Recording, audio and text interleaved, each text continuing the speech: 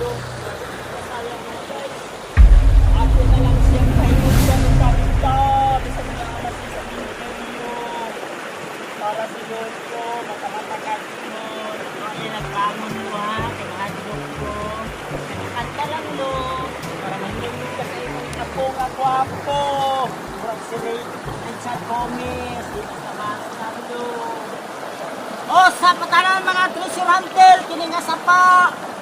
Naanin sa lunukan, manulupot-tupit yun sa Tagbalula. Yung mga tao diri, galing lang ang Tagbalula. Kaya ano, galing bulan. Galing kay mga uwa na ipon. Isa ko niya ako pitaka kay 1 million ang suani. Basta mawala. Wala, nalapit ka no. Lolo, bisa patay na ka lolo. Kantahan ko ug sa tanan mga treasure hunter nga wa mo lampo sa ilang gibuhat niingon ug tuwa ani akong kanta treasure hunter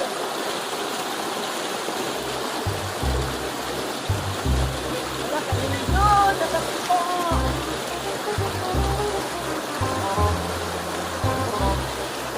Yan na, si Richard Gomez, tutong-tong sa entablado!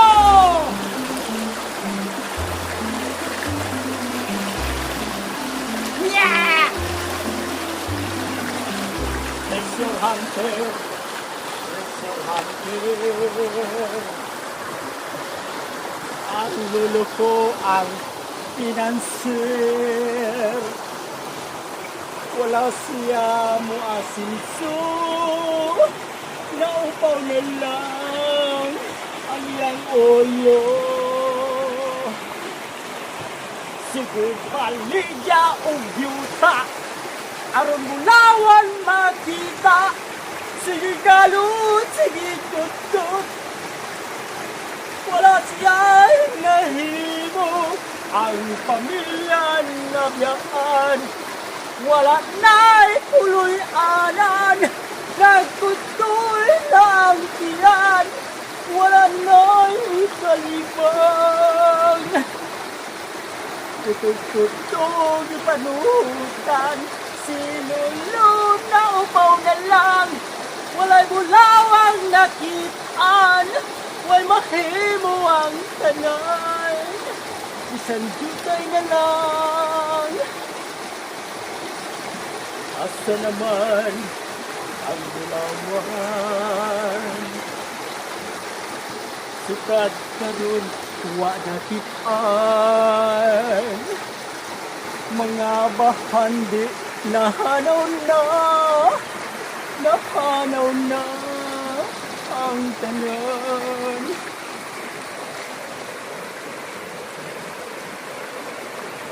Nganong imong gipahinaykan ang pagbalik niya sa butang karon nahanaw na ang tanan. Sinulawa kagwanta kay sinuluwa na'y kwarta, wala'y isu sa tao, wala siya'y tangho. Sinulami bandalang kay wala'y kwarta nga silulo miundang na lang kay wala siya'y mahimo. Asa naman treasure hunter, treasure hunter. Ang lolo ko ang financer. Wala siya mo asinso, iyang gikalot, iyan na lang ulo. Sige baligya o yuta, aron bulawan makita. Sige kalot, sige kutkot, ang bulsa na nga buslot. Pamilya na pasagdan, wala na'y puloy-anan. Nagtutoy na ang tiyan, wala na'y kalibang.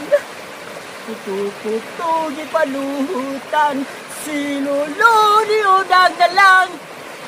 Sinulo na upaw na lang, walay bulawang nakitaan, ang kutkot di paundangan, kay wala sila'y mahimo, bisang jutay nga lang, walay bulawang nakitaan, asa naman ang bulawan na ulawan.